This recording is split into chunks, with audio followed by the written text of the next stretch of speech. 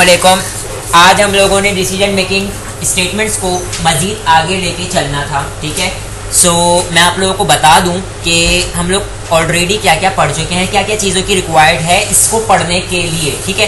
तो relational operator और logical operator you need, ठीक है।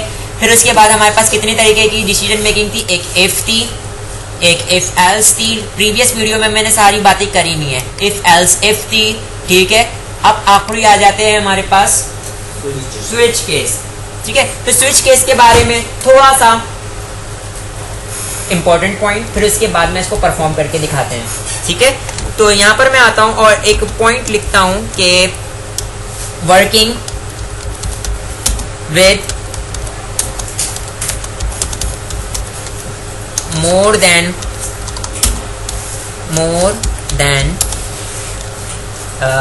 Then one condition. ये भी किसके लिए वर्क कर रहा होता है, मोर देन वन कंडीशन पे वर्क कर रहा होता है। एक से ज्यादा कंडीशन होगी तो ये वर्क करेगी, ये वर्क करेगा।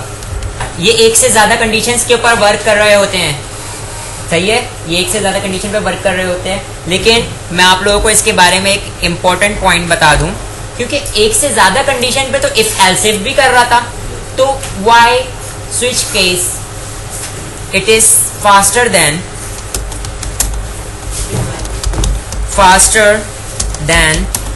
If else if. ये इफ एल्स इफ से फास्टर होता है, ठीक है। अब वजह क्या है, वजह हम बताएंगे। पहले मैं क्या कर लेता हूं, सेंटेक्स बता दूं। सेंटेक्स जब मैं बता दूंगा तो फिर मैं वजह को आराम से डिस्क्राइब कर पाऊंगा, ठीक है। तो यहां पे पहले सेंटेक्स देख लेते हैं, ठीक है। सेंटेक्स हमारे पास क्या है, switch round bracket curly bracket से ब्लॉक स्टार्ट,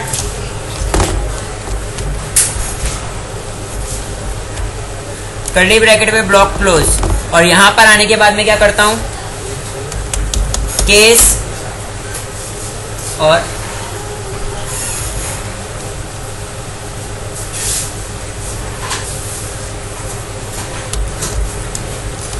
वैल्यू और कॉलन दिया है मैंने, ठीक है।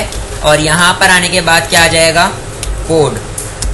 देखो हमारे पास क्या होता था स्विच केस में, क्या होता था, कर्ली ब्रैकेट लगे होते हैं, यहाँ पे हमारे पास केस बने हुए होते हैं, और यहाँ पर मेरे पास क्या लगा होता है, ब्रेक, ठीक है। देखें ये एक पहला केस, ठीक है। अगर यहाँ पे हमारे पास जो भी कंडीशन आती है, कंडीशन, अगर वो कंडीशन क्या हो जाती है, कंडीशन जो भी आउटपुट लिखे, यहाँ पे मेरे पास कंडीशन भी हो सकती है, यहाँ पे मेरे पास कोई वैल्यू भी हो सकती है, यहाँ पे मेरे पास क्या हो सकता है, कांस्टेंट भी हो सकता है, ठीक है। अगर वैल्यू है और वो मैच कर जाती है किसी भी केस के अंदर, तो बॉडी के अंदर मैं एंटर हूंगा, ब्लॉक के अंदर जो भी कोड लिखा होगा और एग्जीक्यूट होगा। और ब्रेक का कीवर्ड क्या करेगा, उसको इस कंटेनर के बाहर ले आएगा। किस कंटेनर के बाहर, सही है। तो इसका मतलब मेरे पास क्या होगा, अगर मेरे पास कितने केस हैं,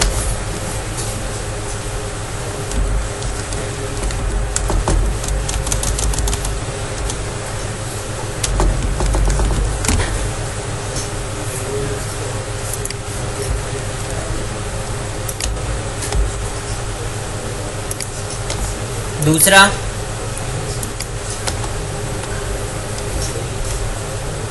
तीसरा, देखिए इधर इस ये वैल्यू जो है, ये कांस्टेंट है, किससे मैच किया, इससे मैच किया। अगर सेम होगा तो मैं बॉडी के अंदर इंटर होगा और जो भी कोड लिखा हुआ एग्जीक्यूट होगा। और ब्रेक का कीवर्ड क्या करेगा, मुझे यहाँ पे ले आएगा। जब कोड चल गया तो फिर मेरे पास ब्रेक का कीवर्ड मुझे कर्ली ब्रैकेट के बाहर ले आएगा।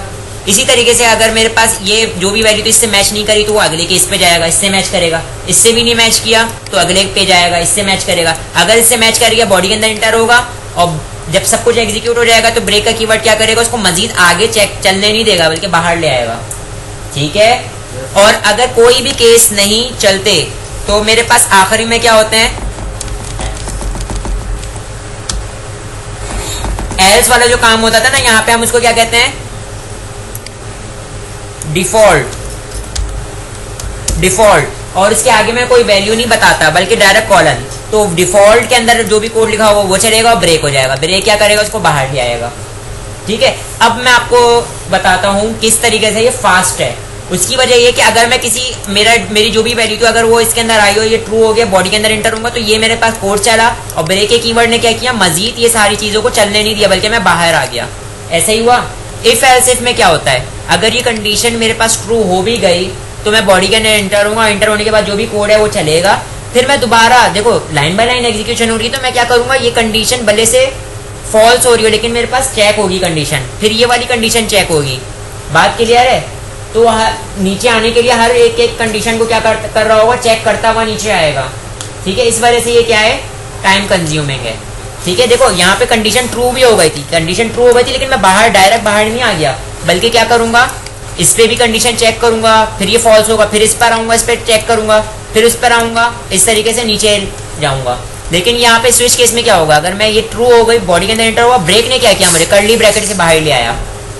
ठीक है, तो इस वजह से स्विच केस क्या है मेरे पास, फास्ट है। तो इसको परफॉर्म कर लेते हैं हम लोग।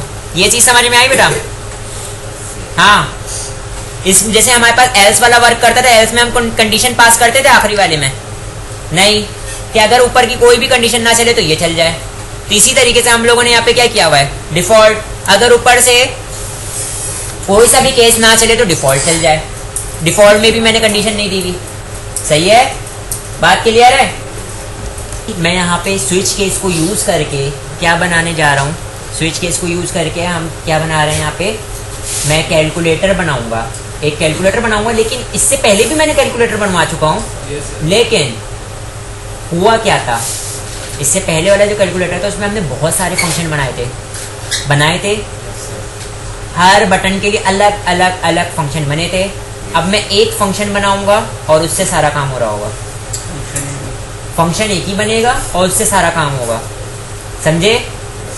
तो मैं यहाँ पे क्या करता हूँ, VS कोड ओपन करता हूँ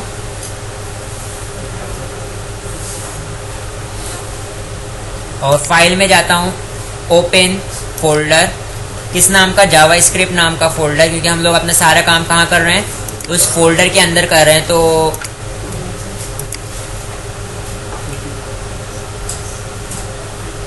सारा मेरा ही काम हुआ है यहाँ पे देखें। ठीक है, तो इफ एल्स इफ था, मैं यहाँ पे क्या करता हूँ, एक नया पेज लेता हूँ और यहाँ पर आने के बाद मैं क्या करता हूँ, switch.html इंटर किया यहाँ पे मैंने और बेसिक कोड जनरेट कर लिया। बेसिक कोड जनरेट हो गया। ठीक है, और अच्छा अब हम लोगों ने क्या किया, मैंने HTML का काम परफॉर्म कर लिया, बना लिया है रिकॉर्डिंग को पॉज करके, ताकि ड्यूरेशन लंबी ना हो। मैंने H1 दिया है और एक इनपुट दिया है, सही है, जिसमें फर्स्ट वैल्यू लूंगा यूजर से, उसको आईडी दे दी ताकि जावास्क्रिप्ट में सिलेक्ट कर सकूं। दो तरीके से मैंने दो तरीके का कार बता चुका हूँ, एक नेम के थ्रू अगर जावास्क्रिप्ट में कैसे सिलेक्ट करना है और आईडी के थ्रू कैसे सिलेक्ट करना है। ठीक है, फिर दूसरा तरीके कार क्या था हमारे पास, दूसरा मैंने क्या लिया, इनपुट लिया। तीसरा मैंने क्या लिया, एक ड्रॉप डाउन ले लिया। ड्रॉप डाउन के अंदर मैंने क्या ले लिया, ऑप्शन ले लिया, मतलब है कि प्लस माइनस मल्टीप्लाई डिवाइड। ठीक है, और पहला मैंने क्या ले लिया, पहली ये जो इसमें प्लस लिखा हुआ है ऑप्शन के बीच में, ये आउटपुट पे नजर आ रहा होगा। जो वैल्यू में लिखा हुआ है वो क्या हो रहा होगा, वो आईडी के थ्रू जब मैं वैल्यू उठाऊंगा वो वैल्यू में जा रहा होगा। ठीक है, और यहाँ पे मैं क्या कर लेता हूँ, यहाँ पे अब मैं कोई बटन नहीं ले रहा कि मैं सिलेक्ट करूँ फिर बटन पे क्लिक करूँ तो हमारा फंक्शन कॉल हो। यहाँ पे मैं क्या कर रहा हूँ, ऑन चेंज, मतलब इनमें से कोई भी चेंज हो। सही है, ऑन चेंज का मैं क्या कॉल कर रहा हूँ, इवेंट कॉल कर रहा हूँ। तो मेरे पास ABC नाम का क्या कॉल हो जाए, एक फंक्शन कॉल हो जाए। ठीक है, अब देखो ये नया इवेंट आया है, सही है, ऑन चेंज। और अब मैं यहाँ पर आता हूँ और यहाँ पर आने के बाद मैं क्या करता हूँ, स्क्रिप्ट का मैंने टैग लिया और स्क्रिप्ट के टैग में आने के बाद मैंने फंक्शन बनाया। फंक्शन का नाम क्या रख दिया मैंने, ABC, round bracket, curly bracket में बॉडी स्टार्ट, कर्ली ब्रैकेट में बॉडी क्लोज। अब मैंने एक ही वैल्यू उठानी है तो मैं क्या करता हूँ, document dot gate element by ID, जिसकी ID मेरे पास क्या है, A है, उसकी क्या उठा लो, वैल्यू उठा लो। अब जब वैल्यू उठा लो तो कहां पे स्टोर करोगे, वेरिएबल val1 में स्टोर कर लिया। ठीक है, इसी तरीके से मैंने क्या करना है, B की वैल्यू को उठाना है,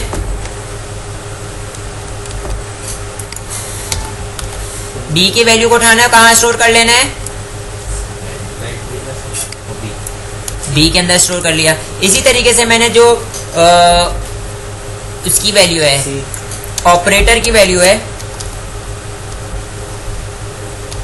उसकी मैंने कहाँ से वैल्यू उठाऊंगा, सी से वैल्यू उठाऊंगा और कहाँ स्टोर कर लिया, ऑपर में। ठीक है, अब मैंने यहाँ पे क्या करना है, स्विच केस, स्विच लगाया, राउंड ब्रैकेट, कर्ली ब्रैकेट से ब्लॉक स्टार्ट, कर्ली ब्रैकेट पे ब्लॉक क्लोज, और मैंने यहाँ पे क्या पास कर दिया, जो भी ऊपर में पास हुआ होगा इसके लिहाज से वो केस चल जाए।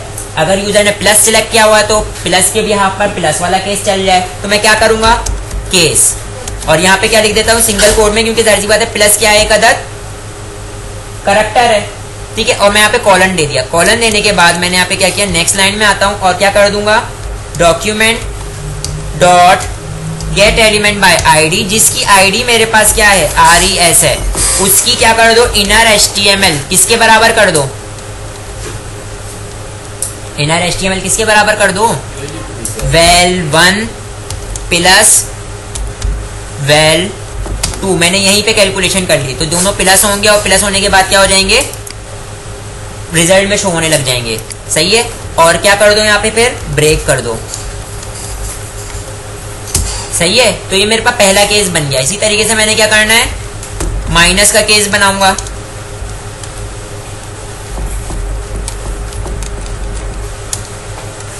और यहाँ पे मेरे पास क्या हो जाएगा, माइनस। तो ऑपरेटर में अगर यूजर ने माइनस पास किया होगा तो मैं इसके माइनस वाले केस में आ जाऊंगा। ठीक है,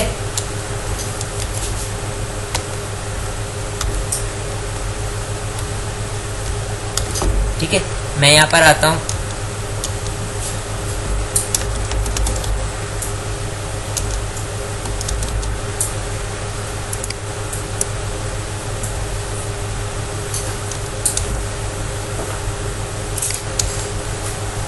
प्लस माइनस मल्टीप्लाई डिवाइड, और यहाँ पे भी मैं क्या कर लूँगा, मल्टीप्लाई डिवाइड, और यहाँ पे मैं अब केस नहीं, अगर इनमें से प्लस माइनस मल्टीप्लाई डिवाइड में से कोई हो ही ना, किसी ने @ पास कर दिया है तो क्या चल जाए, डिफॉल्ट। ठीक है, और डिफॉल्ट के आगे कोई कंडीशन नहीं देंगे, और यहाँ पे मैं क्या कर दूंगा, डिफॉल्ट में बोल दूंगा मैं रॉन्ग ऑपरेटर। ठीक है बेटा, सही है। यहां तक के कितने फंक्शन यूज किए मैंने, आप एक ही फंक्शन यूज किया ना, ABC। और स्विच केस के बिहाफ पर मैं क्या डिसीजन ले लेता हूँ कि अगर प्लस यूजर यहाँ से प्लस सिलेक्ट करे तो प्लस करवा दो, माइनस सिलेक्ट करे तो माइनस करवा दो। ठीक है, लेकिन मैंने यहाँ पे क्या किया, बटन वाला काम नहीं किया, मैंने ड्रॉप डाउन से जो सिलेक्ट करूंगा ऑन चेंज के ऊपर ये फंक्शन कॉल होता रहेगा। सही है, तो मैं आता हूं यहां पर, इसको रिफ्रेश कर लेता हूं। यहां पे मैं पास करता हूं 12 और यहां पे पास करता हूं 2, ऑपरेटर सिलेक्ट करता हूं प्लस, आ गया मेरे पास आंसर आया ना, मतलब चल रहा है। माइनस करता हूं, मल्टीप्लाई करता हूं, डिवाइड करता हूं। सही है, तो जैसे मैं जो ड्रॉप डाउन से जो सिलेक्ट कर रहा हूं वो वाला काम हो रहा है। ऑन चेंज वाला क्या चल रहा है, इवेंट चल रहा है। सही है, जैसी कोई वैल्यू चेंज होती है तो उसके यहाँ पे मेरा आउटपुट आता है। यहाँ पे मैं अगर रॉन्ग ऑपरेटर आ गया, पहले ऑपरेटर तो सिलेक्ट करो। हाँ सही है, तो यहाँ पर मैं आता हूँ। यहाँ पर आने के बाद मैंने इसको क्या करना है, इसकी वैल्यू को क्या करना है, मैंने यहाँ पे पार्सेंट करवाना है ना, पार्सेंट, और पूरे के पूरे इसको कि मैं किस में रख दूंगा, राउंड ब्रैकेट के अंदर।